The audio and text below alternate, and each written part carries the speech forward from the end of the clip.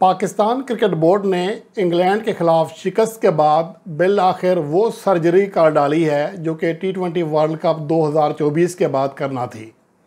बाबर आजम, शाहीन शाह अफरीदी, नसीम शाह और सरफराज अहमद को आराम देने का फ़ैसला किया गया है। ड्रॉप करने की लुगत को अब थोड़ा चेंज कर लें, उसे आप आराम का नाम भी दे सकते हैं।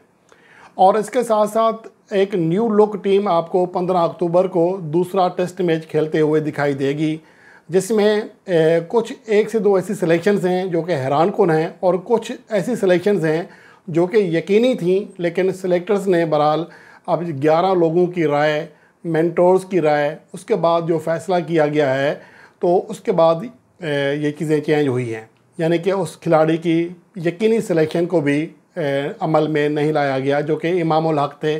सैम अयूब की जगह पर उन्हें मौका दिया जाना था।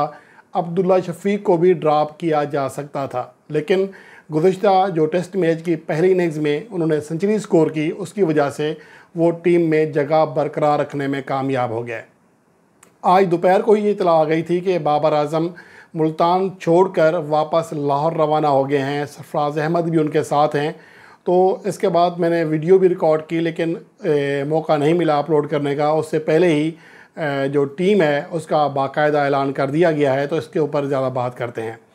अब आते हैं कि कौन कौन से खिलाड़ी जो दस्तियाब जो स्क्वाड में थे अब नहीं रहेंगे। उनमें 4 खिलाड़ी हैं जिनमें मुकम्मल तौर पर स्क्वाड से ड्रॉप नहीं किया, रिलीज़ कर दिया गया है, यानी कि ये खिलाड़ी अब टीम के साथ भी नहीं रहेंगे। इनमें बाबर आजम, शाहीन शाह अफरीदी, नसीम शाह और सरफराज अहमद के अलावा इब्रार अहमद भी शामिल हैं जिन्हें डेंगू हुआ है।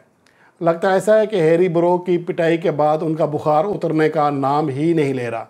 और उसके अलावा अब जो नए खिलाड़ी आए हैं उनमें एक हसीबुल्ला खान हैं, मेहरान मुमताज़ हैं। ये दोनों खिलाड़ी जो पाकिस्तान ने एमर्जिंग एशिया कप खेलना था मोहम्मद हारिस की क़यादत में, उस स्क्वाड का हिस्सा थे, लेकिन उन्हें वहाँ से तलब कर लिया गया है और वो पाकिस्तान के मेन स्क्वाड में खेलेंगे।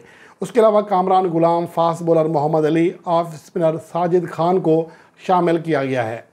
तो साजिद खान के हवाले से जो परफॉर्मेंस है वो मैं डिटेल आज बता चुका हूँ कि टेस्ट फॉर्मेट में उनकी कारकर्दगी कोई ज़्यादा आउट क्लास नहीं रही है, लेकिन बहरहाल उम्मीद करते हैं कि जो पाकिस्तान टीम को ज़रूरत है उसके मुताबिक वो परफॉर्म करने में कामयाब हो सकें।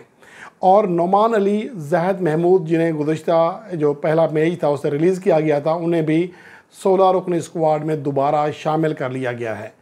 यूँ समझे कि पाकिस्तान के स्क्वाड में 4 रेगुलर स्पिनर हैं, और यही बात मैंने कही थी गुज़िश्ता रोज़ जब भारत ने अपने स्क्वाड का ऐलान किया था न्यूजीलैंड के ख़िलाफ़। उसमें 4 रेगुलर स्पिनर रखे थे कि अपनी कंडीशंस को किस तरह यूटिलाइज़ किया जाता है, किस तरह उसका इस्तेमाल किया जाता है। और 4 स्पिनर, उसके अलावा सलमान अली आगा, कामरान गुलाम भी बॉलिंग कराने की सलाहियत रखते हैं। तो मजमूई तौर पर पाकिस्तान के पास बॉलिंग में 6 ऑप्शंस हो जाएंगे, और अगर सैम अयूब खेले तो 7 ऑप्शंस हो जाएंगे। तो इसलिए साफ लगता यही है कि स्पिन ट्रैक तैयार किया जाएगा। स्पिन ट्रैक की ज़रूरत थी पाकिस्तान की, और ये बात मैंने 2 दिन पहले जो वीडियो की थी उसमें यही कहा था कि पाकिस्तान को अब शिकस्त से बचने का एक ही हल है, एक ही रास्ता है, और वो है मुकम्मल स्पिन पिच तैयार की जाए जहाँ पर इंग्लैंड के बल्लेबाज जदोजहद कर सकते हैं। तो बहरहाल अब ये फ़ैसला किया गया है। स्क्वाड के ऊपर बात करते हैं। उसके अलावा कामरान गुलाम के हवाले से थोड़ी सी बात करना लाजमी है कि बहुत ही बासलाहियत खिलाड़ी हैं और पाकिस्तान की डोमेस्टिक क्रिकेट में साल साल से परफॉर्मेंस दे रहे हैं, लेकिन बेचारे जिस माहौल में पाकिस्तान टीम में आए हैं वो उनके लिए बहुत ज़्यादा प्रेशर वाला होगा, क्योंकि अगर उन्हें बांग्लादेश के ख़िलाफ़ होम सीरीज़ में मौका दिया जाता, बाबर आजम को आराम दिया जाता, तो ये एक नॉर्मल चीज़ होती, क्योंकि बआसानी कहा जा सकता था कि बांग्लादेश एक छोटी टीम है। ये अलग बात है कि हमें हरा कर गई है और हमसे अच्छा परफॉर्म कर रही है, लेकिन कहने की हद तक आप बांग्लादेश को एक छोटी टीम कह सकते हैं। तो उस टाइम अगर बाबर आजम को ड्रॉप करके कामरान गुलाम को मौका दिया जाता तो शायद इतना ज़्यादा प्रेशर या इतना ज़्यादा हैप क्रिएट ना होती। अब ख़ुद अंदाज़ा लगा सकते हैं कि एक खिलाड़ी को ड्रॉप करने के लिए 11 सेलेक्टर्स, मेंटोर्स, ये सारे 5 मेंटोर्स, 11 सेलेक्टर्स, टीम मैनेजमेंट सब बैठकर फ़ैसला करने पर मजबूर हुई कि बाबर आजम को रेस्ट दिया जाए या ना दिया जाए। और उसमें से सिलेक्टर्स की टीम मैनेजमेंट की राय यही थी कि बाबर आजम को फ़िलहाल ड्रॉप ना किया जाए। तो आप ख़ुद अंदाज़ा लगाएं कि इस लेवल के खिलाड़ी की जगह लेने इस माहौल में, लेवल में तो मसला नहीं था, अगर अब नॉर्मल कंडीशंस होती तो प्रेशर ना होता, लेकिन कामरान गुलाम के ऊपर इस बात का प्रेशर आएगा। और अब ये कामरान गुलाम के ऊपर है कि वो ये प्रेशर किस तरह झेलते हैं और किस तरह वो बड़ी परफॉर्मेंस देते हैं। तो बहरहाल नए ख्वाहिशात हैं हमारी कामरान गुलाम के लिए और दीगर प्लेयर्स के लिए कि वो अच्छी परफॉर्मेंस दें। अब यहाँ पर ये कि अच्छा, एक साथ ये भी दूसरी खबर अपडेट कर दूँ कि इमर्जिंग एशिया कप के लिए चूँकि 2 खिलाड़ी वहाँ से रिलीज़ किए गए हैं, मेहरान मुमताज़ और हसीबुल्लाह खान, तो उनकी जगह जो 2 खिलाड़ी अब पाकिस्तान की नुमाइंदगी करेंगे उनमें माज सदाकत और रोहेल नज़ीर हैं, जिन्हें पाकिस्तान के इमर्जिंग एशिया कप स्क्वाड में शामिल किया गया है। अब आते हैं पाकिस्तान के मेन स्क्वाड पर। उससे पहले अहम बात यह भी है कि मोहम्मद हुरैरा भी पाकिस्तान के मेन स्क्वाड में वापस आए हैं। तो इसलिए पाकिस्तान की जो नई प्लेइंग 11 बनेगी एक तरह से न्यू लुक टीम होगी, उसके ऊपर बात करेंगे। लेकिन अब पहले आपके सामने इसके स्क्वाड्स की बात करता हूं कि शान मसूद कैप्टन बरकरार हैं और ये शायद उनके लिए आखिरी मौका होगा कि उसके नेम के साथ कैप्टन लगा हुआ है। अगर पाकिस्तान ने इंग्लैंड के ख़िलाफ़ अच्छी परफॉर्मेंस ना दी तो फिर शान मसूद को ड्रॉप भी कर दिया जाएगा, कप्तानी से भी हटा दिया जाएगा। अच्छा, वाइस कैप्टन सऊद शकील हैं, उसके अलावा आमिर जमाल, अब्दुल्ला शफीक, हसीबुल्लाह खान, कामरान गुलाम, मेहरान मुमताज़, मीर हमज़ा, मोहम्मद अली, मोहम्मद हुरैरा, मोहम्मद रिजवान, नौमान अली, सैम अयूब, साजिद खान, सलमान अली आगा और जहद महमूद, ये पाकिस्तान के स्क्वाड का हिस्सा हैं।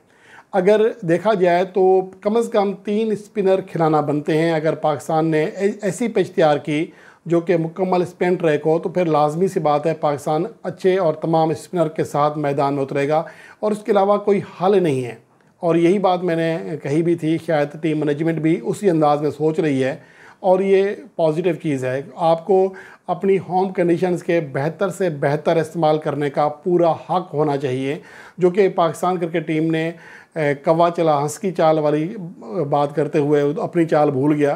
तो उसकी मिसाल बनते हुए फास्ट ट्रैक तैयार किए थे, जहां पर पाकिस्तान के प्लेयर्स के लिए फौरी तौर पर एडजस्ट करना आसान नहीं था और उसी की वजह से पाकिस्तान को गुज़िश्ता 1.5-2 सालों में बदतरीन नाकामियों का सामना करना पड़ा, क्योंकि आखिरी 11 में से एक टेस्ट मैच में पाकिस्तान टीम नहीं जीत सकी है। तो ये सारे मसाइल हैं और पाकिस्तान क्रिकेट बोर्ड इस हवाले से संजीदगी के साथ गौर भी कर रहा है। और ज़ाहिर सी बात है, हम बैठ कर तनकीद तो करते हैं, लेकिन क्रिकेट बोर्ड के जो कुछ फैसले अच्छे भी होते हैं उन्हें हम बजाय इसके कि सिर्फ नेगेटिव ही लें, पॉजिटिव भी लेना चाहिए। अगर 11 सेलेक्टर्स, वैसी अजीब सी बात तो लगती है कि 11 खिलाड़ी होते हैं और 11 सेलेक्टर्स, तो ये बहुत ही मुश्किल टास्क है। लेकिन बहरहाल 11 selectors, 5 mentors, team management, chairman, PCB अगर 2 घंटे बैठकर कोई मौजू डिस्कस कर रहे हैं तो यकीनन उससे कोई अच्छी बात निकलने की उम्मीद भी रखना चाहिए। अब इसमें बहुत सारे ऐसे खिलाड़ी हैं जिन्होंने पाकिस्तान को बहुत ज़्यादा सर्व किया है, जिनमें साबिक कप्तान जो है वक़ार यूनुस शामिल हैं, मिसबाउल हक शामिल हैं, सरफराज अहमद हैं, आकिब जावेद हैं। तो ये वो सारे खिलाड़ी हैं जिन्होंने पाकिस्तान के लिए खिदमत सर अंजाम दी हुई हैं। तो हमें उनकी गलत फैसले के ऊपर तनकीद करनी चाहिए, लेकिन जो कोशिश कर रहे हैं तो मेरे ख्याल में उसके ऊपर तनकीद करना फ़िलहाल नहीं बनती है। उम्मीद करते हैं कि पाकिस्तान क्रिकेट बोर्ड की नई सिलेक्शन कमेटी के ये फ़ैसले पाकिस्तान क्रिकेट के लिए कारआमद साबित होंगे और बिलाखिर पाकिस्तान टीम तवील अरसे के बाद अपने मुल्क में कोई टेस्ट मैच जीत सकेगी और इंग्लैंड के ख़िलाफ़ 2018 के बाद पहली टेस्ट कामयाबी हासिल कर पाएगी।